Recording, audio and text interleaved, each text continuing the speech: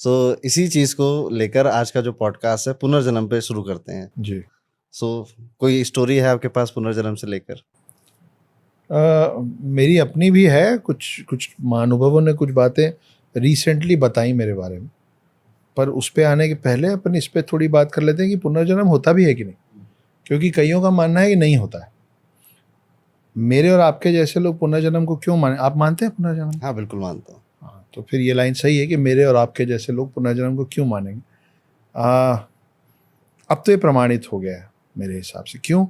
क्योंकि एक बहुत ही प्रचलित बात है, एक वाकया है शांति देवी का, सुना है आपने? नहीं।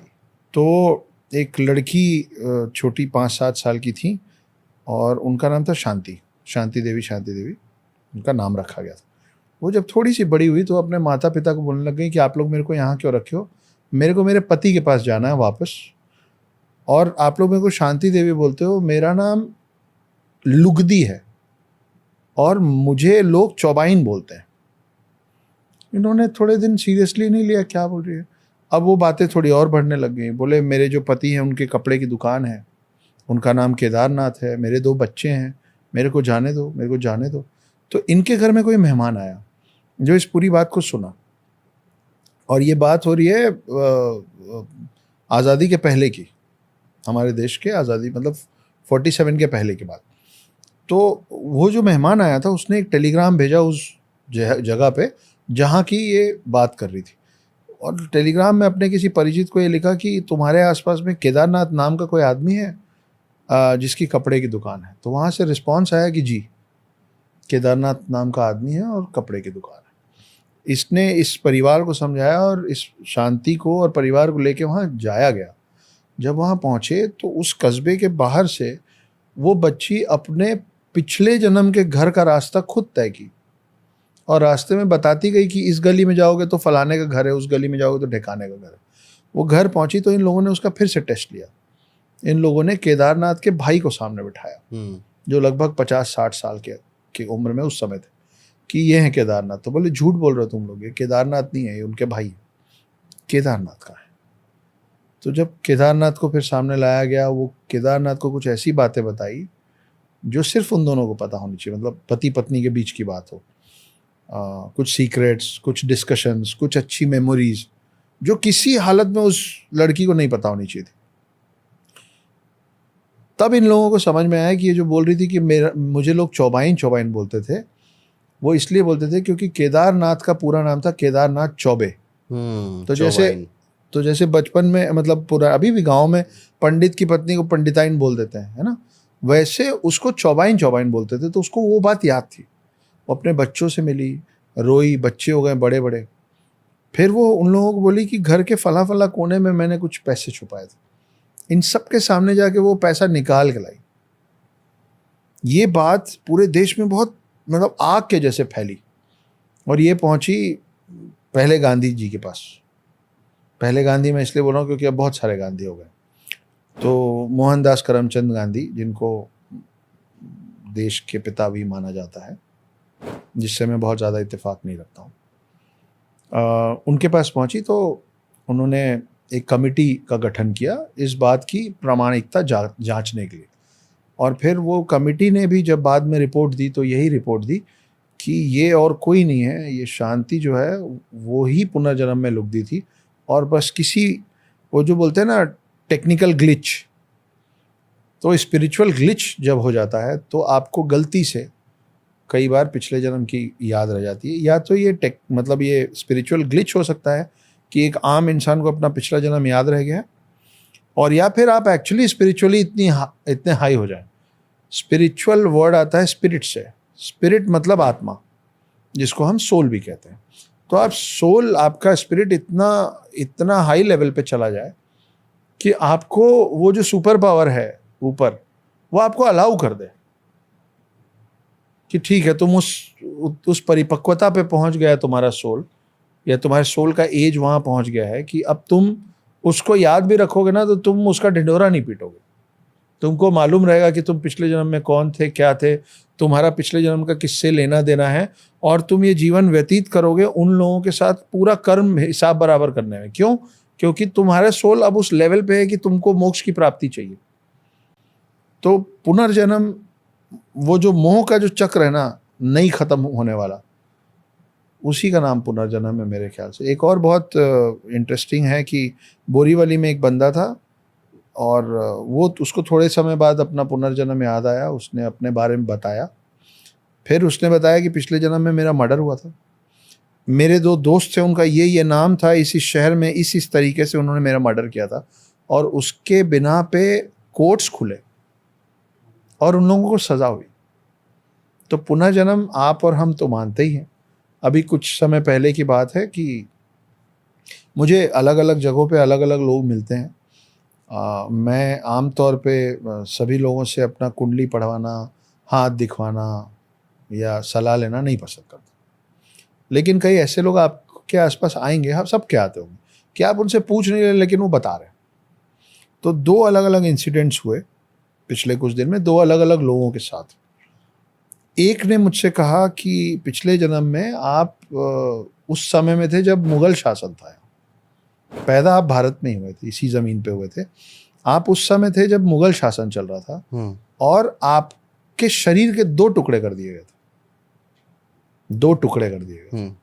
एक टुकड़ा कभी मिला नहीं, और आपके परिवारजन आपके बचे आधे शरीर का वो किए थे, अंतिम संस्कार किए थे। तो साथ में टेबल में जो लोग बैठे थे उसमें से बोले, हाँ ये तो ठीक है, पर क्यों आधा 2 टुकड़ा क्यों किया गया था और कौन थे ये? तो उन्होंने बोला कि ये पंडित थे। मतलब पंडित मतलब मंदिर के पंडित नहीं थे, ब्राह्मण श्रेणी में थे। तो इनके आधे शरीर का अंतिम संस्कार हुआ। अब ये सब सुनने में इंटरेस्टिंग लग सकता है, और आप सुनते हैं और आप बैठ के बोलते हैं कि मगर वो व्यक्ति जो वो सब मुझे बता रहा था, उसको मैंने एक बार भी नहीं बताया, ना उसको ये पता था कि इस जन्म में मेरे माता पिता की लव मैरिज है, और मेरी माँ ब्राह्मण है और मेरे पिता ब्राह्मण नहीं है। तो उस हिसाब से मैं कौन हो गया? आधा ब्राह्मण। ये बात उनको नहीं पता है, लेकिन वो बता रहे हैं कि आपके आधे शरीर का ही अंतिम संस्कार हुआ था। तो बाकी का फिर आप खुद कनेक्शन लगाइए कि यार, और मैं अभी मजाक में बोलता हूँ, मेरे आसपास वाले बोलते हैं कि हाँ बड़ा पंडित बनता है, आधा ब्राह्मण तो तू है ही ना। तो मेरे अंदर ट्रेड्स भी उस तरीके के कि मेरे को मीठा खाना बहुत अच्छा लगता है ना। मैं मजाक में बचपन से बोलता हूँ, मेरे से मत लगो, मैं श्राप दे दूंगा, है ना, मजाक में। लेकिन अब जब ये बात आई तो मैं मजबूर हो गया सोचने पे कि क्या। फिर एक और महानुभव मिले, उन्होंने बोला कि अच्छा बचपन से ये जो मैं अब आपको बता रहा हूँ, मैंने पहले भी कहीं बोला, बचपन से जब मैं एम्बुलेंस के सायरन की आवाज़ सुनता तो मैं परेशान हो जाता, हमेशा परेशान हो जाता। मैं थोड़ी देर के लिए ब्लैंक हो जाता, कहाँ जाता हूँ मैं ब्लैंक होकर मेरे को नहीं पता, लेकिन मैं अंदर से मेरे में बहुत ज़्यादा कुलबुलाहट होने लग जाती। तो एक महानुभव मिले, मैं उनके पास नहीं बैठना चाह रहा था, तो उन्होंने बोला कि एक बात बता देता हूँ, ठीक लगे तो बैठ जाना, आप किसी का तिरस्कार भी नहीं कर सकते ना। तो ठीक है साहब बता दो। तो उन्होंने बोला कि पिछले जन्म में, ये जो पहले बताया उन्होंने ये नहीं बोला कि पिछले जन्म में, उन्होंने बोला कि एक जन्म में तुम्हारे साथ, ये बोले कि पिछले जन्म में तुम महिला थे, और घर से अस्पताल ले जाने के रास्ते में तुम्हारा देहांत हो गया था। उनको मैंने नहीं बोला हुआ है कि मेरे को एम्बुलेंस की आवाज़ से अभी भी कुछ। तो मेरा ये भी मानना है कि कई बच्चे जो, देखिए आप अपने आसपास देखेंगे ना, कोई बच्चा सबके गोद में आराम से जाता है, कोई बच्चा किसी के पास नहीं जाता, कोई बच्चा पानी से डरता है, कोई बच्चा पानी में खेलता है ना। ये सब जो है, मेरे को लगता है कि शुरुआती तौर में उस सोल की जो पिछले जन्म की मेमोरीज हैं, वो इंस्टिगेट करती हैं उनको कि एक किसी चीज़ से जो फोबिया है। अब बच्चा है, उसको मालूम ही नहीं कि पानी में डूबना क्या होता है, तो पानी से डर क्यों रहा है, उसके पीछे लॉजिक क्या है कि उसको पानी से डर लग रहा है, या आप उसको पानी में छोड़ना चाह रहे हैं तो पानी में नहीं खेलना चाह रहे। और एक दूसरे कई बच्चे होते हैं जो मतलब उनको नहलाने घुसा दो तो निकलना नहीं चाहते हैं, फिर वो पानी में ही छप छप करते होते। ऐसे कई लोग 2 व्हीलर पे बैठने में डरते हैं बच्चे, और कई बच्चे मतलब रोग आके जब उनके घर से कोई निकल रहा हो तो उनको पहले आपको आसपास एक चक्कर घुमाना लग पड़ता है, तभी वो जाने देते हैं। और दूसरा एक बच्चा है जिसको आप ज़बरदस्ती पे बैठाएंगे तो नहीं बैठेगा। तो इस तरीके की जो चीज़ें हैं, शायद मेरी ये एक दो चीज़ें जो लोगों ने मुझे बताया, उसी बिना पे उनका भी होता होगा कि किसी का अगर रोड एक्सीडेंट हुआ होगा तो शायद वो मोटरसाइकिल से बैठने में डरता होगा, किसी कोई डूब के अगर मरा होगा तो शायद वो इस जन्म में वो बच्चा पानी से थोड़ा सतर्क रहता होगा। ऐसा होता है। और पुनर्जन्म पे हमें वैसे भी मानना पड़ेगा। गीता में श्री कृष्ण ने साफ साफ बोला है कि मैं तुम्हारे इस जन्म और आने वाले सारे जन्मों को करता धरता हूँ मैं। श्री कृष्ण जी ने वहाँ पे साफ साफ ये क्लियर कर दिया कि पुनर्जन्म होते हैं। दूसरा जो आपने कहा कि पुनर्जन्म की, तो मेरी भी ऐसी मुलाकात हुई थी। अरे बताइए ना। तो एक पंडित जी मिले, तो वो नहीं जानते थे कि मैं कौन हूँ, मैं किस तरह का काम करता हूँ। वो नाड़ी पत्रा पढ़ते थे। तो अभी साउथ में ये बहुत फेमस है नाड़ी पढ़ना। कई नाड़ी केंद्र होते हैं जहाँ पर आप जाओ तो आपके पास्ट लाइफ और आने वाली लाइफ का, आपकी इवन वाइफ और हस्बैंड का नाम भी लिखा होता है। नाड़ी केंद्र बोलते हैं उनको। साउथ में, केरल वगैरह में बड़ा फेमस है ये। कई सारे फेक भी हैं और कई सारे फ्यूचर का भी मालूम होता हाँ, है फ्यूचर का भी लिखा होता कि है, शादी कैसे आपका होगी, जीवन साथी यस, कौन यस, होगा। बिल्कुल।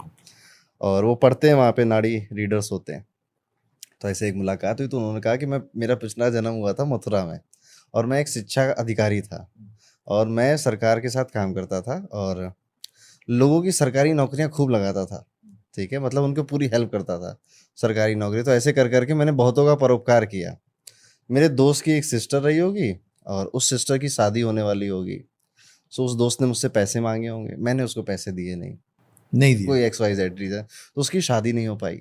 ठीक है, तो वहाँ से मुझे एक कर्स लगा कि तुम्हें कभी बहन का सुख नहीं मिलेगा। ठीक है, तो मेरी सिस्टर नहीं है। ठीक है, और ये बात उन्हें पता नहीं थी, पर वो मेरे पुनर्जन्म से कनेक्ट करके बता रहे हैं। और ये उस टाइम उन्होंने बताया था जब मैं पढ़ाता नहीं था। जैसे अभी तो ज्योतिष पढ़ाने लग गया हूँ। तो सोचिए उस समय शिक्षा अधिकारी, एजुकेशन से रिलेटेड। आज का भी काम जो है इस लाइफ में, वो पढ़ाई और एजुकेशन से रिलेटेड, और बड़े इत्तेफाक से शुरू हो गया। कोई नहीं कि ऐसा प्लानिंग के साथ शुरू हुआ होगा जी। और जैसे उन्होंने कहा कि कईयों की हेल्प करी। ठीक है, तो मैं अपनी लाइफ में ये देख रहा हूँ कि मुझे बहुत ज़्यादा कुछ नहीं आता, पर मुझे हेल्प करने कई लोग आ जाते हैं। ठीक है, तो शायद उस लाइफ में जिनकी की थी वो लौट के आ रहे हैं। हाँ, तो कर्म से तो पुनर्जन्म जुड़ा ही हुआ है। जब तक आप अपने पूरे कर्म नहीं काटेंगे। मुंबई में मैं एक बार एयरपोर्ट जा रहा था ऑटो से, क्योंकि वो मेरे को दरिया पार करके आना होता है, तो लंबा पड़ता है। तो दरिया पार करके आने वाला रास्ता छोटा है, तो दूसरी तरफ ऑटो होता है। मैं एयरपोर्ट जा रहा था। मेरी आदत है, जो भी मेरे आसपास होते हैं उनसे नाम क्या है, कहाँ से हो, बात करते करते। तो एक अधेड़ उम्र का ऑटो चालक था, मैं पीछे बैठा, थोड़ी बहुत बतियाते हम पहुंच गए एयरपोर्ट। और मैं एयरपोर्ट किसी को लेने जा रहा था, और मैं लेट हो गया था 2-5 मिनट। तो मैं मान के चल रहा था कि बिल्कुल बाहर खड़े मिलेंगे मुझको। तो मैं उनको बोला कि बाबा आप 5 मिनट रुको, मैं उनको लेके आता हूँ, अपन जहाँ से आए वहीं छोड़ दीजिएगा। उस समय उनका ऑटो का मीटर बन रहा था कुछ 250 का, 170-175।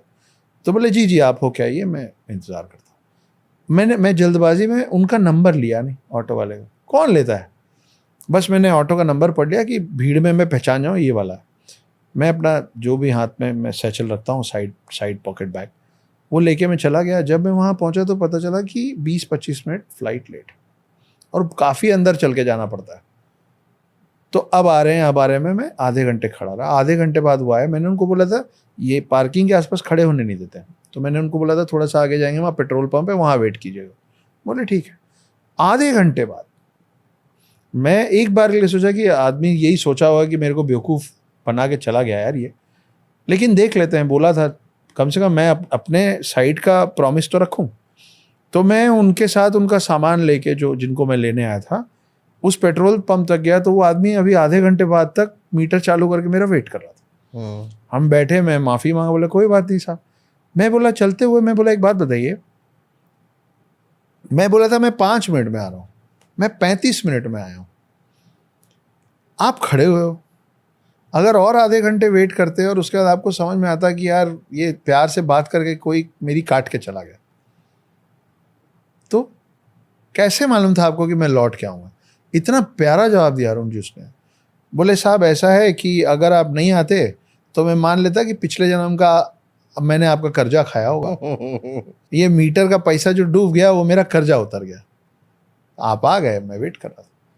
तो हमारे में तो कम पढ़ा लिखा गांव का अनपढ़ गंवार भी ये मानता है कि पुनर्जन्म होते हैं, और हम और आप क्या माने, हमारे तो ग्रंथों में लिखा हुआ है। अब ये जो दशावतार हैं, वो दशावतार क्या है, विष्णु जी के ही अलग अलग जन्म है ना, जिसमें से 9 जन्म हो चुके हैं। दशावतार में से 9 अवतार आ चुके हैं, और अब क्योंकि हम कलयुग में हैं, अब अगला अवतार कल की अवतार आ। तो हमारे और कर्म जो आप, मैंने बताया कि आधा शरीर हुआ था, तो आपने बताया दूसरों की मदद किया था, तो आ जाते हैं मदद। तो कर्म तो इतना जुड़ा हुआ है कि वो कहानी है ना कि राम ने बाली सुग्रीव में बाली पे तीर चलाया था, और फिर लास्ट में मतलब रिवर्सल हुआ श्री कृष्ण कि को श्री कृष्ण के एड़ी शिकारी में जो ने मारा। तीर आके लगा, वो शिकारी जो था वो बाली का नेक्स्ट अवतार जन्म था, और ये राम के नेक्स्ट जन्म थे। तो हमारे तो हम ना माने ऐसा हो ही नहीं।